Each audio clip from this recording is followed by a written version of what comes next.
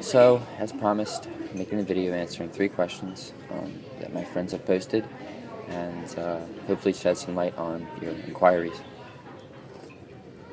In case you're wondering, yes, I'm currently in a Panera Bread with headphones in, so I have no shame and really no time to make this video other than right now. Okay, so the first thing I'll start with is dextrose and protein metabolism. When you say dextrose, I'm assuming you're talking about post-workout because that's really where the lifting part of it comes in handy. So let me give you a little bit of history, and probably going to agree with what you already know. Dextrose has been thought to, if you take post-workout with a protein source, to spike your insulin, pull in the amino acids, and therefore letting your body become anabolic and metabolically active quicker. While this is true, some of the later research has shown that it's not as black and white as that, and it's not as effective as was thought. So what is dextrose? Dextrose is a type of sugar. It is the closest biochemically to glucose. In fact, it is, from a biochemical standpoint, identical to glucose. Glucose being the sugar that the body uses for energy. Therefore, they're thinking, ingest the sugar. It's really, really close to what our body already uses, so quick absorption. Also, this theory is made based on the GI scale, or the glycemic index, or the amount of blood sugar load after eating a certain carbohydrate, such as dextrose. So, yeah, it does have a high glycemic load. However, there has been studies to show that when sugars or carbohydrates are eaten with different foods, they can be influenced. They can be influenced by previous meals, such as your pre-workout meal, or the protein you eat post-workout with your dextrose. So it's not really going to have the glycemic index effects that you are looking for. That being said, studies have shown that if you want that extra 1 to 5% optimal effect of it, then sure, go ahead. If it's convenient, you can buy it, go ahead. A place you can get dextrose would be like a big protein tub, like you would get online, or you can purchase some Wonka products. Wonka's main ingredient is dextrose. So there you go, in case you don't want to just drink another powder, you're going to have it through candy. Although I would advise not doing it too much because, as you've known since you were a child, candy is not good for your teeth. Another note that I should add about dextrose is the whole spike your insulin thing. It was once believed that you need about 50 grams of, the average male needs about 50 grams of dextrose right after workout, and then 50 grams an hour after. That has been proven to be so minimally statistically insignificant that it's just really nothing you should concern yourself with heavily. So all you need is about 20 grams, and that'll be enough to create the anabolic effects. In fact, if you're trying to go for anabolic activity after a workout, I would suggest taking in protein, which leads to the second half of your question. So when you're talking about protein, I'm also thinking you're talking about the combination of the two, so therefore post-workout. So before just assuming that, I'll just discuss protein as a whole day. 3 things I want to say about protein. 1, the total number throughout the day is the most important. So you want to hit 200 grams a day. It doesn't matter if you do it in 50-50-50 or 20-20-20-20-20. You get what I'm saying? Just hit that number. That's what matters. If you really want to be all 1% about it, then the biggest protein meal should be before bed and before your workout, not after, because your body wants to use the amino acids in the bloodstream during the lift. So that's one thing I want to say. Number 2, people intake way too much protein in their diets. You don't need 1.5 per pound of body weight. Most studies show that 0.8 to 1.6 kilograms or grams per kilogram of body weight. So you want to figure out your kilogram of body weight, take your actual weight, divide by 2.2, and then multiply that by 0.8 to 1.6. 1.6 being very, very active, very, very physically active person, and 0.8 being someone who's very small or somewhat sedentary. This also varies from females to males, and weights from 100 pounds to someone who weighs 200 pounds. It's all going to vary, which leads me to my third point about protein. That whole idea that you can only absorb 20 grams of protein per hour, 50 is pointless, whatever.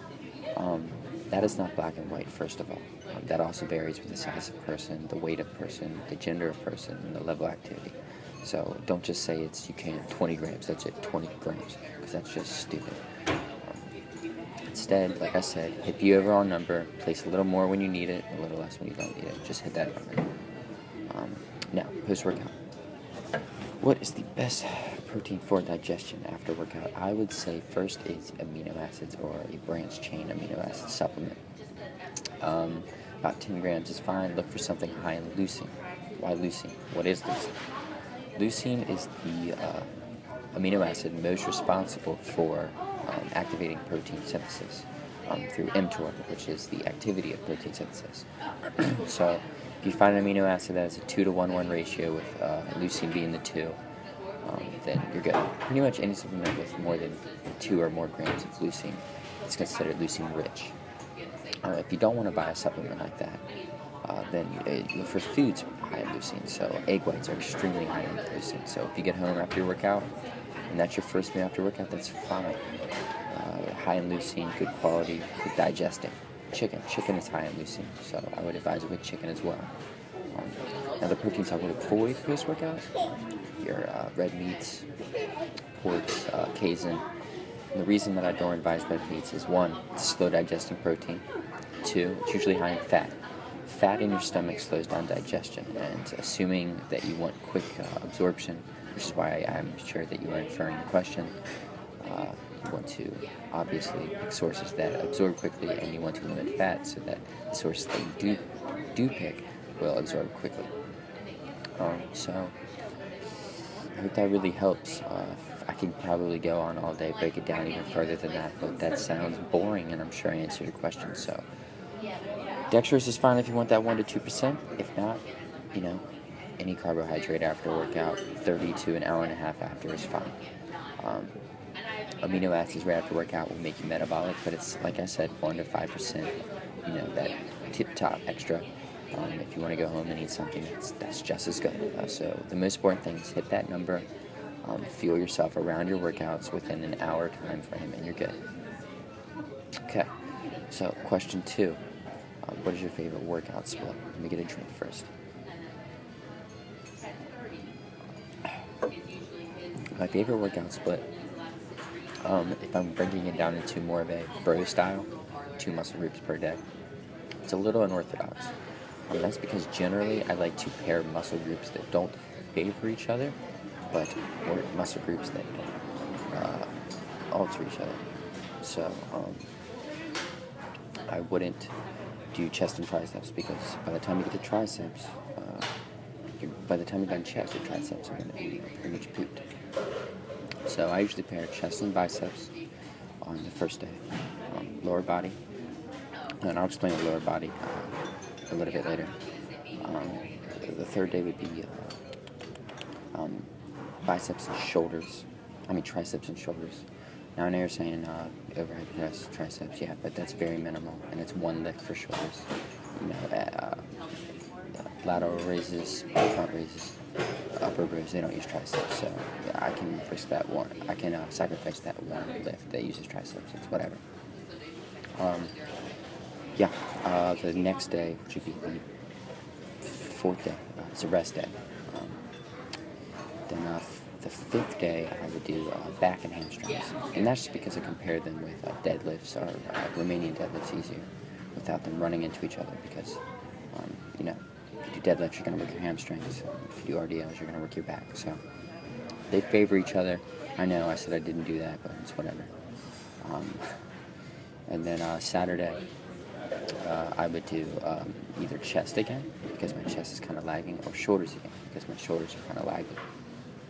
And maybe a little bit more quads, because can never have too much quad. So the 6th day would kind of be a weak body part that I want to work on. And then Saturday I do a rest day, and then Sunday I would repeat. So I don't go on a 7-day split, I go on a 6-day split. So it just kind of cycles. I don't go by Monday, Tuesday, Wednesday, Thursday, Friday. I go by day 1, day 2, day 3, day 4. Which leads me to my next split. If I'm going to go towards a push legs pull, I'll just do your general push legs pull. However, I do it a certain way to favor myself, or my weaknesses, to bring up my weaker areas. So every other week on the push and the pull day, I don't do arms directly. I just let them get hit in the secondary action of, rows and bench and stuff. And that's basically just because my arms grow really easily, and my chest and back doesn't. So if I want everything on the evil playground, that's what I need to do. And hit legs twice that week, because my legs are pretty stubborn, and they're about perfectly even, and they would fall behind if I did not favor them. So instead of just crushing them twice hard one week, what I will do is on the first leg day I would do a 2-to-1 ratio of quads and glutes. So 4 exercises of quads and glutes, and 2 exercises of hamstrings. And then the second day I hit legs, I would do a 2-to-1 ratio of hamstrings to glutes. So 4 exercises for hamstrings and 2 exercises for quads and glutes. That way you have 2 days that favor each part of the leg. I find that pretty beneficial. There are other things I do. I do power hypertrophy, which is just a lot of explanation, and I don't really want to go into it. Just look it up. Lane Norton posts it. It's pretty good for overreaching, which is acute overtraining. It's really good to do before you do a deload or a lower voluminous week training. Sometimes I do DUP, which is more of a powerlifting, bench, squat, deadlift 3 times a week. Pretty hard on your body, so like I said, with the power hypertrophy, not something you want to do all the time for long periods of time. So whatever works for you. All I have to really say is do what you enjoy. Don't do something that works but you hate it, because the point of lifting is enjoyment. So if you don't enjoy it, don't do it. And the second thing is don't be scared of your weaknesses. Hit them hard, hit them frequent. Whatever plan favors your weaknesses. And I'll give you a balanced physique is the workout split. It's perfect for you. Okay, so question number 3. What voluminous foods do you like during prep? Which is a pretty good question. Getting it in trend.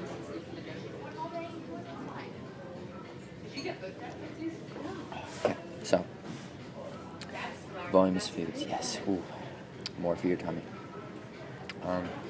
I think it'll be easier for me to begin with saying foods that I don't eat during prep. I don't eat protein bars, Quest bars, MP bars, doesn't matter. I don't like all those macros being crammed into something this big. Not good. I don't like liquids. Whether it's a powder that you mix, or a juice, or anything of that sort. I don't like liquids. I don't know how people can waste 30 to 70 grams of carbs on liquid, or all their protein and a little bit of carbs on a bar. It sounds horrible. So they're very unvoluminous, and I do not like them. Other foods that I do not eat on a prep would be brown rice. Brown rice nutritionally is very indifferent or undifferent to white rice. It has very little fiber. I know it's grains, but that's about it. That's about all it has going for it. Maybe 2 extra grams of protein, but to me it's not worth it. A cup of brown rice goes through my system far too quickly, so I don't like to waste the macros on it. Beans, do not like to eat beans. It's a lot of protein and a lot of carbs wasted in one meal, so I do not like to eat beans. Yes, I know they're high in fiber, so they have their place. When my calories are higher, I may eat them, but not huge on beans or anything in the lentil family during a prep. Okay, so now, foods that I do eat during preps. My voluminous go-tos, 100-calorie popcorn. That's a big one. Quick and easy to make. If you eat a kernel at a time, it goes for days. Now that is the trick. You need to eat it a kernel at a time. It is very easy, even if you start with 1 kernel, to switch to handfuls at a time. You're hungry, I get it. But if you want to make the voluminous food work, you have to eat it in a voluminous way. That goes for anything in a bowl. Eat it with a little teeny spoon. It's very hard to crush something as quick as you do with a large spoon, as you would with like a teaspoon that you would like mix coffee with. So,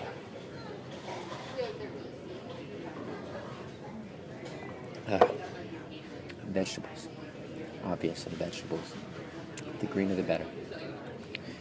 Carrots aren't as, have a lot of have more carbs for their weight than broccoli. Broccoli has more carbs for its weight than spinach. So, vegetables are go-to. They can be pricey, so put them when you need them. Say you're not going to be able to eat for another 4 hours, or you're extremely hungry. That's when you place vegetables. If you're not that hungry, don't eat vegetables. Oatmeal. You risk a little bit of protein and a little bit of fat in oatmeal, but if you cook it perfectly and let all the water absorb, a little bit of cinnamon, 1.5 is blended, oatmeal can go a long, long way. Voluminous foods. Obviously, rice cakes. Caramel rice cakes. Pretty good. Put about 10 grams of peanut butter on it. Boom. Spread that peanut butter real well because 10 grams is not much, and you probably want it on the entire rice cake. So rice cakes are pretty voluminous. What do you think? P28 food is pretty good. Really expensive, but pretty good. Yeah, you're going to waste some protein and carbs in the same food, but, they're pretty big bagels for only like 20 grams of carbs or whatever. Basically, if you want to eat voluminous, best advice I can give you is to eat slowly. Practice this. You're not going to be able to do it right away. Your mind is a powerful thing. So you're going to have to train yourself to eat very slowly. I found this to be extremely helpful. Break your meals into bigger but less frequent. So if you're doing 6 tiny meals, do 4 large ones. I found that larger meals satisfy me more than the tinier meals every 2 hours. May not work for you, but try it. Worked for me. I have a really quick metabolism, so I think if it works for me, it'll probably work for most people.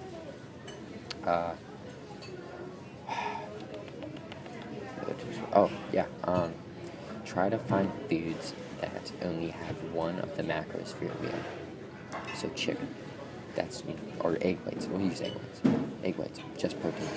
Okay, you're not wasting any of your carbs with that, so you can eat an entire serving of something that just complements your protein.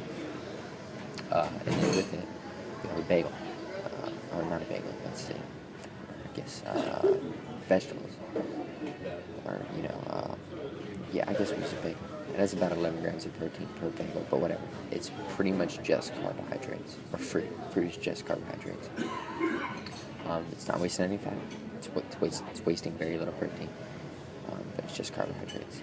And then maybe have almonds with it. Almonds don't waste very many carbs, don't waste very many protein. It's just pretty much fat.